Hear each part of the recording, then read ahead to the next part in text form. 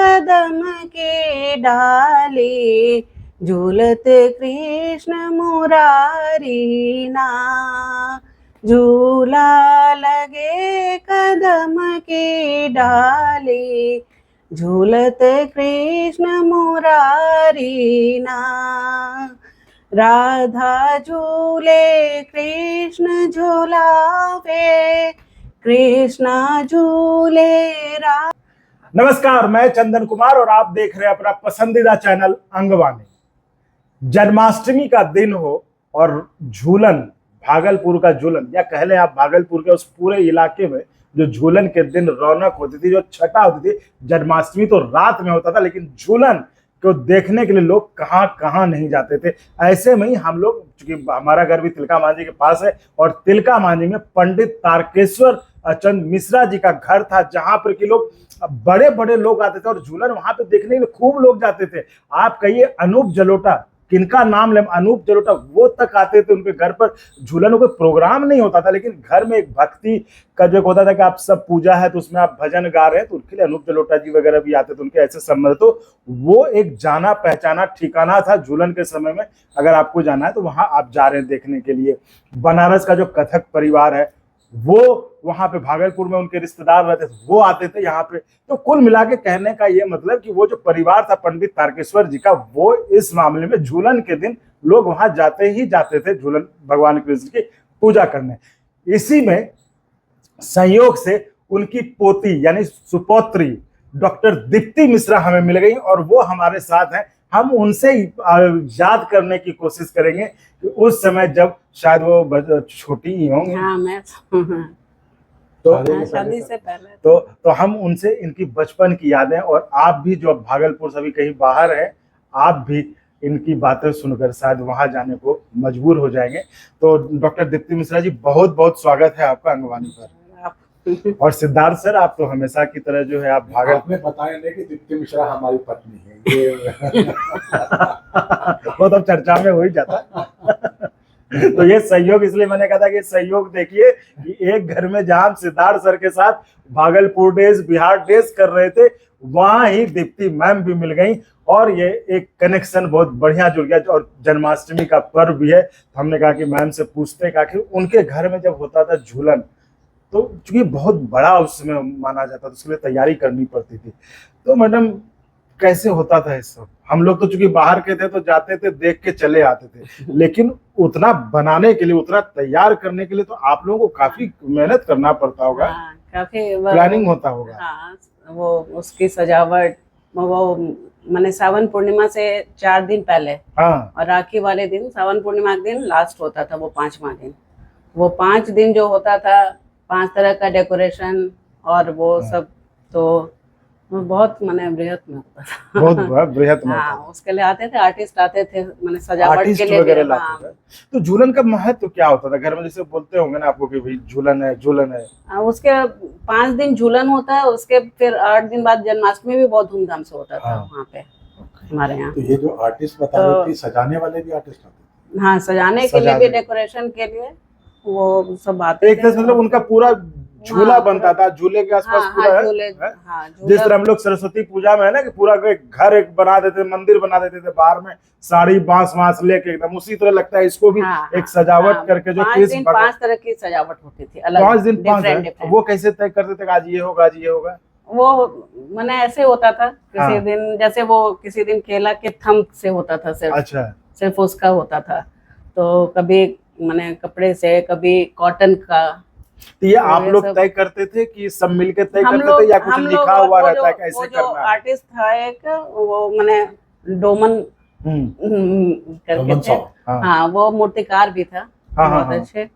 वो मूर्तिकार भी थे, तो उनको हम लोगों ने बचपन से देखा।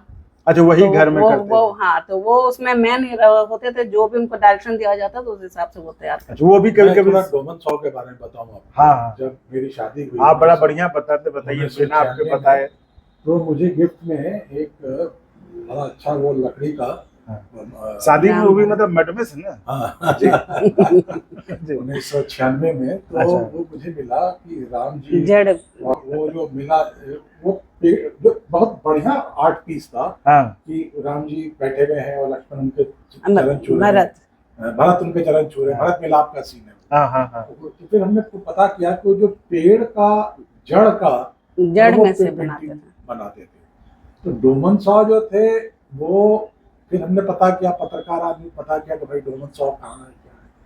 तो डोमन सॉ जो थे वो वैसे तो फर्नीचरी का काम करते थे, हाँ। लेकिन उनकी आर्टिस्ट्री थी इसके अंदर। ओह।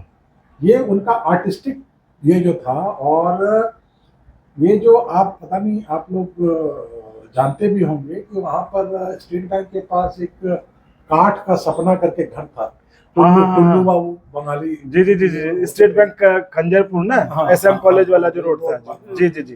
वो काठ के सपना में अधिकतर जो ये कलाकृतियां जो थी, उन्होंने एक म्यूजियम बनाया हुआ था जहाँ पर ये काठ का घर, जिसमें कि अच्छा, इसीलिए उन्होंने नाम डाला था काठ का सपना। काठ का सपना। हाँ। तो उसके अंदर डोमन सॉ की कलाकृतियां बहुत सारी थी।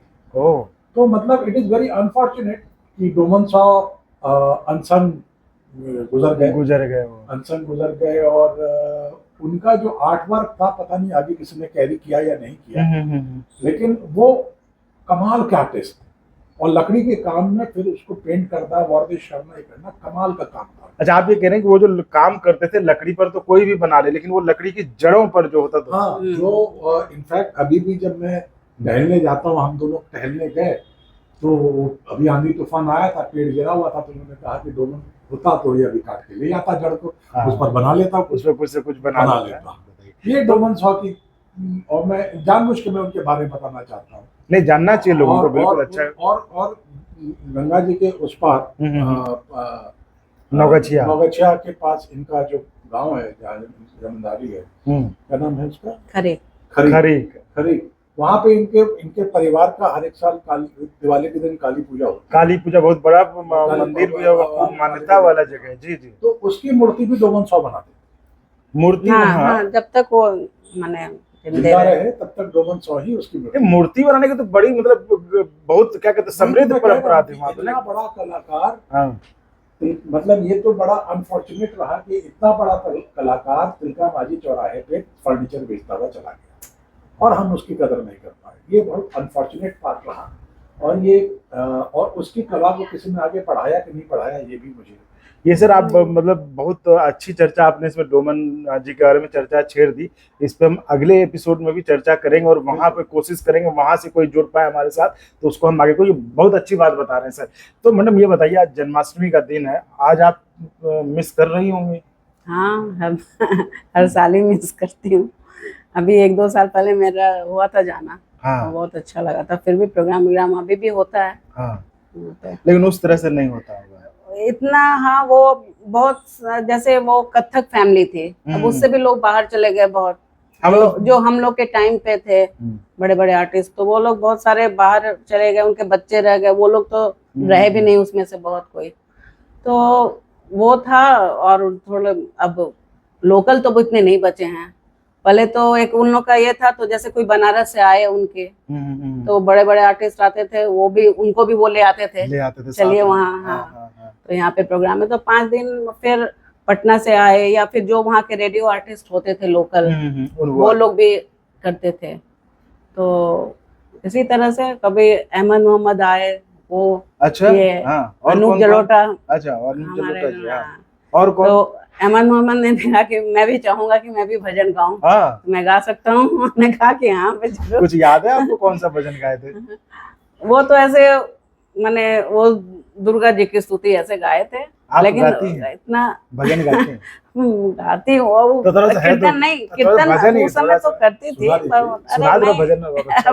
अभी तो अभी दूसरी बात हो रही है। अरे यही बात है, आप सुना दीजिए क्या। अरे थोड़ा सा कुछ जो मन हो, वो नहीं, वो ये नहीं याद है, जो मन हो, जो आपको अच्छा लगता है वही भजन।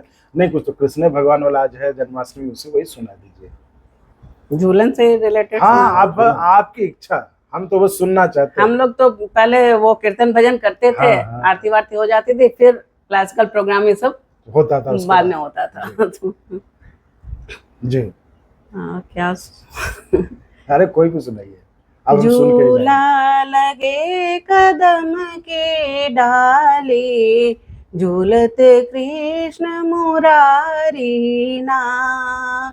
झूला लगे कदम के डाले, झूलते कृष्ण मुरारी ना। राधा झूले कृष्ण झूलावे, कृष्ण झूले राधा झूलावे। पारा पारी ना हो झूला, लगे कदम के डाले, झूलते कृष्ण मुरारी ना। वाह वाह वाह वाह वाह। अच्छा एक चीज बताइए सर, आप भी अगर इसमें देखिए जोड़ सकते, ये झूलन मतलब जन्माष्टमी तो चलिए ठीक है, यहाँ पे हमको नहीं लगता है कि दिल्ली या बड़े महानगरों में झूलन जानते होंगे लोग क्या? झूलन वो यहाँ तो सब कुछ बड़ा मैकेनाइज्ड है। हाँ वही करेंगे, इसको कैसे मोटर लगा करके कृष्ण जी का वो घूम रहा है, लोग लाइन में आ रहे हैं ऐसे करके। अच्छा मतलब झूलन ये हुआ, मतलब हमको लगता है बहुत लोग जानते भी नहीं, झूलन ये हुआ कि कृष्ण जी का जन्म हुआ तो उसको झूले में रख के तो झूला रहे, वो झूलन हुआ है। वो यहाँ यहाँ जैसे जन्माष्टमी में झुलाते हैं ना, तो हम लोग उस दिन झूला नहीं झुलाते हैं। अच्छा, जन्माष्टमी वाले दिन क्या झुलाया होता नहीं था झूलन? जाता। अच्छा आप बता दीजिए, झूलन में हम लोग वो क्या करते थे? झूलन में लगातार उनको एक कोई भी माने हम लोग माने पारिवारिक में हम लोग झुलाते ही रहते थे। अपने लोग में थे, हमेशा। हाँ वो जितने देर तक भजन चलता है वो झुलाया जाता था। ये भजन का कुछ समय होता था कि शाम में होगा? हाँ शाम के समय। अच्छा शाम के समय। हाँ शाम में 2-3 घंटा ये सब हुआ, फिर पूरी रात प्रोग्राम होता था। ये क्यों करते थे 5 दिन पहले से? मतलब अगर मान लीजिए कृष्ण जी का जन्म नहीं हुआ है, हम पहले से ये कि आने वो अब आ रहा है वो पिछले साल का जन्म का वो। अच्छा हाँ वही, उसका क्या मान्यता है? अगर क्या हो, अगर आप बता। जहाँ तक वही जानकारी है कि ये क्वेरी मेरे दिमाग में भी आया था कि तो जन्म के बाद झुलाना चाहिए। हाँ पहले से पिछले साल जब जो जन्म हुआ उसका वो। खैर ये तो मान्यता होगी, इसमें बहुत चीजें हो सकती है, या हो सकता है ये भी कह सकते हैं कि खुशी में कि अल्लाह आएंगे उस खुशी में भी हो सकता है। ये धर्म से ज्यादा एक सांस्कृतिक आयोजन होता था। धर्म भी था लेकिन एक सांस्कृतिक आयोजन भी था, जिसमें लोग घुल मिल करके शाम को बैठ करके एक साथ। देखिए आज तो हम डीजे के जमाने में जी रहे हैं, कोई अपना उसमें लोग बैठ रहे हैं, गा रहे हैं। कीर्तन का तो कंसेप्ट ही खत्म हो गया। भजन भी वो जो वो एक प्री रिकॉर्डेड चीजें होती है, भजन कर लेते हैं। हाँ लेकिन कीर्तन जो भगवान ने बिल्कुल बन जाने वाला जो था, वो चीजें खत्म हो चुकी है। हाँ। ये जो भक्ति काल से वो चीजें आ रही थी कृष्ण के साथ, कृष्ण को अपने साथ रखने की, अपने सोचने की, अपना बनाने की, वो चीजें खत्म हो रही थी। ये जो मैं एक व्यक्ति का नाम लेना चाहूंगा, जो आयोजन जो होता था। इनके मामा थे पंडित गोपाल मिश्रा। वो अपने जमाने की इवेंट मैनेजर थे। अच्छा, इवेंट मैनेजर ये थे कि वो लखनऊ बेस्ड थे, और वो ये रेडियो, पहले तो रेडियो कॉन्फ्रेंसेस, रेडियो कार्यक्रम बहुत होते थे। और भागलपुर चूंकि रेडियो स्टेशन बहुत पहले से था, तो भागलपुर में भी रेडियो का काफी कार्यक्रम हुआ करता था। तो इनके सारी जान पहचान थी। ये आर्मी में जो वार के टाइम में आप जाते थे, आर्टिस्ट लोग ये करने, एंटरटेनमेंट करने ये वगैरह जाते थे सब। तो ये सब इनके जान पहचान के आर्टिस्ट होते थे। और ये जो कथक परिवार जो था दिल्ली, वहाँ पर बनारस का, भागलपुर में जो म्यूजिक डिपार्टमेंट है, उसके जितने जो टेक्निकल हैंड्स जो थे, एक तो लेक्चरर प्रोफेसर होते हैं, और दूसरे जो टेक्निकल स्टाफ जो होता है, वो सारे इस परिवार के लोग थे। अच्छा। और इनका रिश्ता राजन साजन मिश्रा से, इनका रिश्ता अमरनाथ मिश्रा से, इनका रिश्ता गोदई महाराज से, इनका रिश्ता किशन महाराज से। ये सब एक परिवार के लोग। आप सोचिए, आप राजन साजन मिश्रा जी का सुनते हैं, मतलब और ये परिवार बुढ़ानाथ में रहता था। बहुत सालों बाद इनके साथ मुझे एक बार मौका मिला। हम लोग किनको सुनने गए थे, जो मिथिलेश जी, वो परवीन सुल्तान को हम लोग सुनने गए थे यहाँ पर दिल्ली में एक प्रोग्राम में जी। और वहाँ जो साथ में तबला बजा रहे थे, उनको इन्होंने पहचाना। उन्होंने कहा कि भाई आप तो मिथिलेश जी हैं। बोले हाँ। तो फिर वो मिथिलेश जी भी, मिथिलेश झा, वो भी वहीं से निकल करके आए और आकर के दिल्ली में जगह बनाई और परवीन सुल्तान को अकॉम्पनी कर रहे हैं। और मिथिलेश जी के जो गुरु थे जिन्होंने इंट्रोड्यूस किया था, उनका नाम था पंचीलाल। अच्छा। वो बैंजो पे क्लासिकल म्यूजिक बजाया। उनको बैंजो का सम्राट का मिला था, लेकिन क्योंकि वो ये- बैंजो पे क्लासिकल बजाते थे, बैंजो जो का कहीं नहीं सुनने को मिलेगा। अच्छा। इनफैक्ट जो हमारी जब शादी हुई थी उसका जो मर्याद जो हुआ था, हाँ। तो उसमें मेरे फादर ने, आपकी शादी खरीक में हुई होगी? नहीं, बारात भागलपुर। भागलपुर में बारात। तो वहाँ पे जो मेरे पिताजी का जो मेरे पिताजी खुद बड़े शौकीन थे क्लासिकल म्यूजिक, हाँ। तो उनका एक यही था कि भाई हम चाहते हैं कि मर्याद में खूब बढ़िया क्लासिकल म्यूजिक का। फुन्नन बैंड को बहुत लोग जानता है भागलपुर। हाँ, फुन्नन बैंड। लेकिन बहुत लोग ये नहीं जानते कि मास्टर फुन्नन जो थे वो क्लैरिनेट पे बहुत बढ़िया क्लासिकल बजाते थे। वहां पर बिस्मिल्लाह खां थे बनारस में। भागलपुर में इल्लाह खान थे। अच्छा। जो बहुत बढ़िया शहनाई बजाते थे। और झूलन, चूंकि झूलन में हमेशा होता था। जब झूलन इनके यहाँ होता था तो हम लोग जाते एक तरह से पड़ोसी ही थे। हमारी माँ बहुत जाती थी, शायद हमारी माँ ने तभी अपना मन बना लिया होगा, शादी कहाँ होगी। और पहले तो इस तरह से होता ही था। तो वो सब आर्टिस्ट जो थे अपने आप में बड़े अच्छे होनहार आर्टिस्ट थे। अनफॉर्चुनेटली भागलपुर में तो धीरे धीरे वो कल्चर रहा नहीं। इनके यहाँ अभी भी जो परिवार में लोग रह गए हैं अपने जो भी उनका यथासंभव कोशिश से करते हैं, लेकिन इन आर्टिस्टों को, क्योंकि एक तो कथक परिवार भी वहाँ नहीं रहा, वो लोग भी शिफ्ट आउट कर गए वहाँ से। अब पता नहीं कौन लोग वहाँ पर अब हैं, क्या है। पूनम जी नाम था ना? हाँ, वो लोग तो अब रहे ही नहीं। पूनम जी का परिवार नहीं रहा। और जैसे कि एक सुरेश, वो जो पूनम सर थे ना, वो ये थे राजन साजन के, उन्हीं के घर के। अच्छा, उनके घर के। हाँ। तो इनफैक्ट ये जब बनारस में सीखा, जब इन्होंने अपनी सितार का, तो उनके ही परिचय से उन परिवार के बीच में रह करके सीखा। अच्छा। तो झूलन का जो हम लोग झूलन की जो बात कर रहे थे, तो जो भागलपुर में या बिहार में या हमारे घरों के अंदर जो एक जन्माष्टमी होता था, और उसका जो था, और मैं सबसे ज्यादा जन्माष्टमी को मिस करता हूँ दिल्ली में, वो है प्रसाद। अच्छा। हाँ। भागलपुर हमें 30 साल, मतलब शादी के, हमारे 1996 की शादी है, करीब 28 साल हमारी शादी की हो गई। और हर एक साल हम घर में जन्माष्टमी मनाते हैं। आज शाम को भी आप आइए, शामिल होइए जन्माष्टमी में हमारे यहाँ जी। हम सारा प्रसाद बनाते हैं। एक प्रसाद का सप्लाई हमारा भागलपुर से आता है उसका। अच्छा, वो कौन सा प्रसाद? वो है तिक्खुर। इंडिया का तिक्खुर का पाउडर आज भी दिल्ली में नहीं मिलता। हमने जितने यहाँ पर पहुंचे हुए ये है, क्या नाम है, दुकानदार हैं, जानने वाले, सबको पता दिया और ऑनलाइन देखा, ढूंढा, लेकिन तिक्खुर हमें नहीं मिला। और आज भी तिक्खुर हमें भागलपुर से ही हमारे यहाँ आता है, जिसको ये फिर बनाते हैं। तिक्खुर फिर तो आना पड़ेगा तिक्खुर प्रसाद लेने के लिए।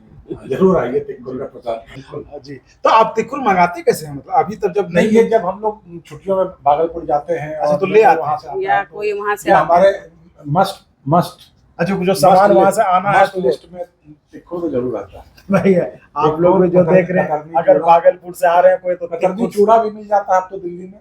लोग हैं यहाँ पर, जो कुछ लोगों ने कर रखा है। कतरनी चावल तो ढंग का नहीं मिलता, वो वहीं से लाना पड़ता है जी। तिक्खुर नहीं मिलता, हमें तिक्खुर आज तक दिल्ली में नहीं मिला। अगर दिल्ली में कहीं किसी को तिक्खुर मिल जाता है तो हमें जरूर बताएं, जैसे कि हम तिक्खुर जब मन चाहे ले करके। इनफैक्ट मैं आपको एक चीज बताऊं कि यहाँ पर एक होटल है रेडिसन कौशाम्बी में, जी। उसमें रामपुर किचन करके एक फेस्टिवल लगता है जो उन्होंने देखा कि हमने देखा कि उन्होंने जो डेजर्ट पे तिक्खुर बना रखा। तो हमने उनसे पूछा कि भाई क्या है, तो उन्होंने कुछ उर्दू नाम बताया कि हमने कहा, फिर दोबारा खा के हमने देखा, मैंने कहा है भाई तो ये तो तिक्खुर ही है।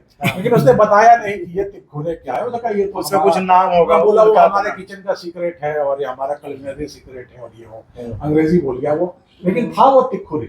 अच्छा, तो तिक्खुर को तो हमें हम की कमी हमको दिल्ली में बहुत लगती है। तो मैम ये बताइए, जब सही बात है भागलपुर से आने के बाद कमी कुछ न कुछ तो रहेगी, सब पूरी हो जाए फिर दिल्ली और भागलपुर का अंतर कहाँ रहेगा। तो आप, और मतलब चूंकि आपके घर में ही होता था, तो आपसे बेहतर और कोई नहीं बताएगा, जो आज बाहर रह रहा है, अपने भागलपुर से, घर से, गांव से भागलपुर तक सिंबॉलिक है, पूरे उस इलाके से आपका ये अंग बिहार, पूरे इलाके से आप बाहर हैं। और क्या क्या याद आता है, क्या क्या मिस करते हैं? तो ये भी मन करता है कि अरे कुछ भी है, मतलब नहीं वही ठीक था, ऐसा लगता है कभी? क्या लगता तो है, लेकिन वो खासकर कुछ कुछ जैसे पर्व त्योहार, ये खासकर झूलन, ये बहुत मैंने हम लोगों ने बचपन से देखा है कि इतने मैंने अच्छे से इतना मैंने क्लासिकल प्रोग्राम सुनने को मिलता था। तो वो सब तो रात रात भर प्रोग्राम होता था, रात भर? पूरी रात, अरे सुबह तक तो 3-4 बजे सुबह तक। हाँ, उस समय तो बचपन में तो ऐसा ये नहीं था। फिर ये जैसे मिथिलेश झाई लोग का जो इन्होंने नाम लिया, वो तो आज बहुत बड़े बड़े लोगों के साथ संगत कर रहे हैं। एक बार और बता दीजिए, बड़े बड़े लोग कौन कौन लिखते? ये बड़ा मतलब ये कौन कौन आते थे, जैसे आपने कहा? जैसे हाँ, जैसे ऐसे तो झूलन में तो होता ही था, उसके अलावा भी घर में चूंकि माहौल था म्यूजिक का, तो आते ही रहते। हाँ, जब कोई ऐसे आर्टिस्ट आए टाउन में तो वो मेरे घर माने प्रोग्राम रहता ही था उनका। तो उस तरह से हम लोग को सुनने की आदत थी बचपन से। जैसे हुआ ना, जैसे कि आप जैसे बताए ना, हाँ, अनूप जलोटा हुए, ये हुए, अहमद मोहम्मद हुए, फिर रेडियो आर्टिस्ट में थी बहुत कोई, जैसे शोभना राय, सुमना रॉय, ये 2 सिस्टर थी, ये लोग भी आई। फिर सारंगी वाले एक थे रोशन अली, वो बहुत अच्छे सारंगी वादक थे। तो पहले वो लखनऊ में थे, फिर उस समय वो भागलपुर रेडियो स्टेशन में थे, तो उनका प्रोग्राम होता था। फिर आपको जैसे आजकल टप्पा और तराना, ये सब सुनने को जल्दी नहीं मिला, तराना गाने वाले बहुत कम रह गए। तो वो एक थे रशीद खां करके। अच्छा। तो वो उनका प्रोग्राम होता था। फिर शहनाई में ये तो इल्ला खां का होता था। तो एक एक अच्छा सर, आपने एक एक करके प्रोग्राम होते वो तो हाँ, किसी दिन हाँ इल्ला खां का था। अब पता नहीं वो कोई है या नहीं, वो तो नहीं रहे, वो भी नहीं। तो देखिए, ये है भागलपुर का जादू, मतलब भागलपुर अपने गांव का, अपने घर का जादू। मैडम भी बोल नहीं पा रही, तो वो यादों में डूब जाता है आदमी ना, तो फिर वो सोचता है और क्या क्या याद करे, सब याद करने एक ही साथ। तो हमारा भी दावा है कि हम आपको हर कुछ याद करवाएंगे और आपको मजबूर कर देंगे कि नहीं, वही बढ़िया था, वही जाना है। पहले चंदन खत्म करें, एक बात उन्होंने जो नहीं बताया कि इन सबके परफॉर्मेंस के बीच में इनका भी एक परफॉर्मेंस होता था सितार वादन। हाँ, और वो जब मैंने स्टेज पर देखा कि वो परवीन सुल्तान के साथ जब वो संगत कर रहे थे, तो उन्होंने मेरी बेटी को बोला, मैं जाके मिली बैक स्टेज पे उनसे, उन्होंने कहा कि अरे तुम्हारी मम्मा के साथ मैं बजाता था और वो मेरा हाथ बंद करवा देती थी तबला पे उस वक्त। तो अरे तो ये सितार वादन, चलिए कोई नहीं, अगले दिन जो है सितार वादन भी सुनेंगे। तो दर्शकों, ये थी झूलन की यादें कि आप कैसे झूलन भूलते, क्योंकि बड़े बच्चों में कहा। एक अपील आकर में कर दीजिए कि अगर दिल्ली के आसपास कोई आदमी तिक्कुर बेचता है, उसका पता जरूर तो सर को तिक्कुर कोई दे दीजिए, अगर कोई मिलता हो, कोई जानते हो कि कोई दे सकता हो, या कोई आ रहे हो उधर से, तो लेते आइएगा। ये थी हमारी खास पेशकश झूलन पे, जन्माष्टमी पे झूलन की यादें, जो कि बहुत मतलब जाना पहचाना जगह था तिलका मांझी में। पंडित तारकेश्वर जी का घर, जिनकी पोती है हमारे साथ। एक बात ये नहीं बताएं कि अमूमन वो 5 दिन में 4 दिन तो, क्योंकि इनका मकान एसपी कोठी के ठीक पीछे था, तो वो पुलिस वाला आता था सुबह में 3-4 बजे के, भाई अब बंद कर दीजिए, एसपी साहब को सोने दीजिए। एसपी साहब तो कुछ कानून लेते ही होंगे। कई बार आते भी थे, जैसे एक वो था, क्या नाम था, पांडे। हाँ, आईजी।